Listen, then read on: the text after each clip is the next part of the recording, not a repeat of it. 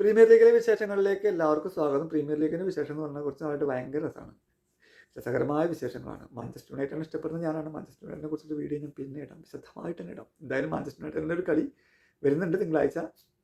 Manchester United നേരിടുന്നത് വൂൾഫിനെയാണ്. Wolf എന്ന് പറയുമ്പോൾ ഈ സീസണിൽ ടേബിളിൽ അവസാന സ്ഥാനക്കാരാണ്. വെറും 2 പോയിന്റ് അങ്ങോട്ടാണ് വൂൾഫിനുള്ളൂ.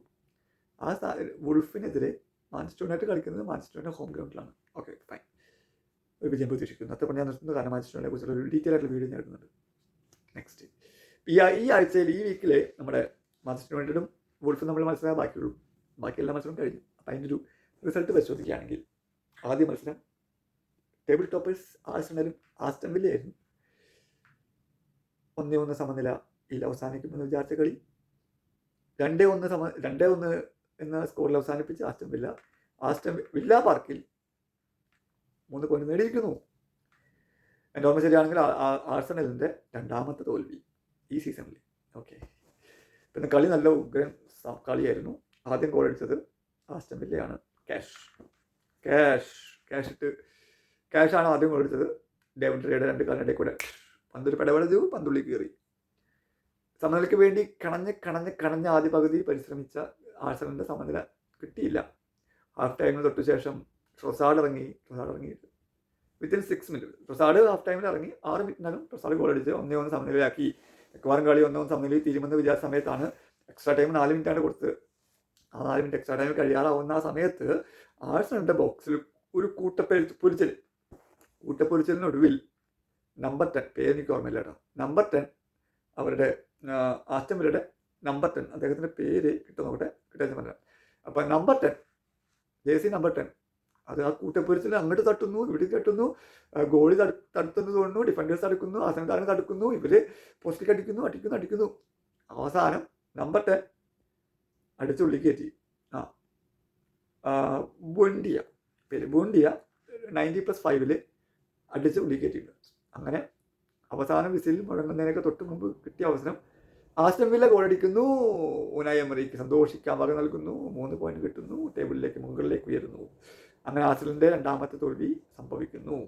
ആസ്റ്റണിൻ്റെ വിജയക്കുതിപ്പ് കടിഞ്ഞാണിട്ട് നിർത്തിയിരിക്കുന്നു. ആര്? Aston villa. ഓക്കെ, ഇനി അടുത്ത കളി എന്ന് പറഞ്ഞു കഴിഞ്ഞാൽ ചെൽസിക്ക് കുറച്ച് ദിവസങ്ങളായിട്ട് കയ്പ് ദിനങ്ങളാണ്. മിഡ് വീക്കിൽ കളി വന്നപ്പോഴും ചെൽസി ലീഡ്സിനോട് 3-0 തോറ്റു. പോയിന്റ് ഡ്രോപ്പ് ചെയ്തു. കഴിഞ്ഞ ദിവസം നടന്ന കളിയിലും ബോർണ്മൗത്തിനോട് 0-0 സമനില, അവിടെയും പോയിന്റ് ഡ്രോപ്പ് ചെയ്തു. 3-2 5 പോയിന്റാണ് ചെൽസി കളഞ്ഞു കുളിച്ചത്. ടേബിൾ ടോപ്പ് 2ാം സ്ഥാനക്കാരാണ് ചെൽസി. ഇപ്പോൾ ഇറങ്ങി 4ാം സ്ഥാനത്ത് എത്തിയിട്ടുണ്ട്. ഓക്കെ, അപ്പോൾ ചെൽസി അവിടെ പോയിന്റ് ഡ്രോപ്പ് ചെയ്യുന്നു. മനസ്കക്കിയിലെത്തി ചിന്തിക്കേണ്ടവർ എന്തുകൊണ്ട് സംഭവിച്ചു എന്നുള്ള കാര്യം.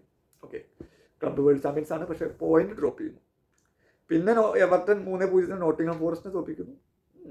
മാഞ്ചസ്റ്റർ സിറ്റി സണ്ടർലൻഡിനെ 3-0 തോൽപ്പിക്കുന്നു. അപ്പോൾ എന്തായാലും മാഞ്ചസ്റ്റർ സിറ്റി വിജയത്തോടു കൂടി ആഴ്സണലുമായിട്ടുള്ള പോയിന്റ് വ്യത്യാസം വെറും 2 പോയിന്റായിട്ട് കുറച്ചിരിക്കുന്നു. ആഴ്സണലിന് 33, ഇപ്പോൾ സിറ്റിക്ക് 31. 2 പോയിന്റ് വ്യത്യാസമേ ഉള്ളൂ. 2 പോയിന്റ് വ്യത്യാസം. എന്തായാലും മാഞ്ചസ്റ്റർ സിറ്റി ആസ്റ്റൺ വില്ലയോടെ നന്ദി പറയേണ്ടത്. അത് ആസ്റ്റൺ വില്ലയോടാണ് നന്ദി പറയേണ്ടത്. ആസ്റ്റൺ വില്ല ജയിച്ച കാരണം കൊണ്ടാണ് മാഞ്ചസ്റ്റർ സിറ്റിക്ക് 2 പോയിന്റ് വ്യത്യാസം വന്നത്. ന്യൂകാസിൽ 2-1 ബേൺലിയെ തോൽപ്പിച്ചു. സ്പേഴ്സ് ടോട്ടൻഹാം 2-0 ബ്രെഡ്ഫോർഡിനെ തോൽപ്പിച്ചു. ലീഡ്സ് ലിവർപൂളിനെ 3-3 സമനിലയിൽ തളച്ചു.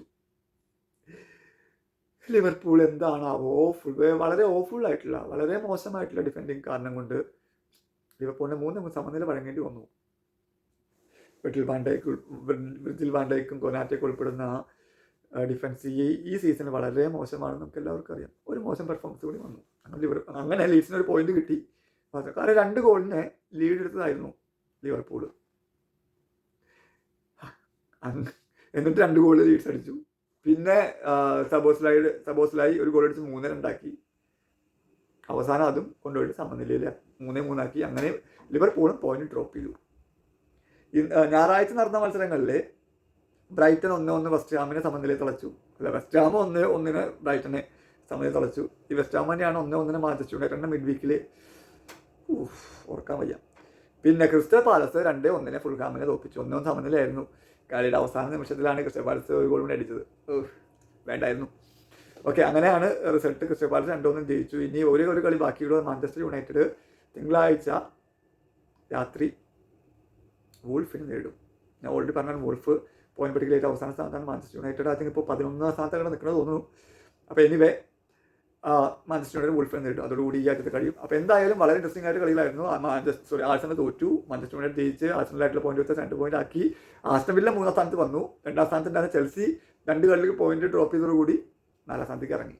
അപ്പോൾ എല്ലാവരും തമ്മിലുള്ള പോയിന്റ് വ്യത്യാസം ഇപ്പോൾ 1, 2 തമ്മിലുള്ള വ്യത്യാസം 2, പിന്നെ 2, 3 തമ്മിലുള്ള വ്യത്യാസം 1, അങ്ങനെ പോയിന്റ് വ്യത്യാസം ഇരിക്കണേ എന്ന് പറഞ്ഞു കഴിഞ്ഞാൽ ആസ്റ്റണിന് 33, സിറ്റിക്ക് 31, ആസ്റ്റൺ വില്ലയ്ക്ക് 30, അങ്ങനെയൊക്കെ 1, 2 പോയിന്റ് വ്യത്യാസത്തിലൊക്കെ എല്ലാം ഇരിക്കുന്നത്. അപ്പോൾ എന്തായാലും ഈ ഇംഗ്ലീഷ് പ്രീമിയർ ലീഗ് കടുത്ത മത്സരങ്ങളിലേക്ക് കടക്കുമ്പോൾ പോയിന്റുകളും അതിൻ്റെതായ രീതിയിൽ മാറ്റം വരുന്ന. ഒരു പോയിന്റ് നഷ്ടപ്പെട്ട് കഴിഞ്ഞ് കഴിഞ്ഞാൽ അതിനനുസരിച്ചിട്ടുള്ള മാറ്റം പോയിന്റ് ടേബിൾ ഉണ്ടാവും.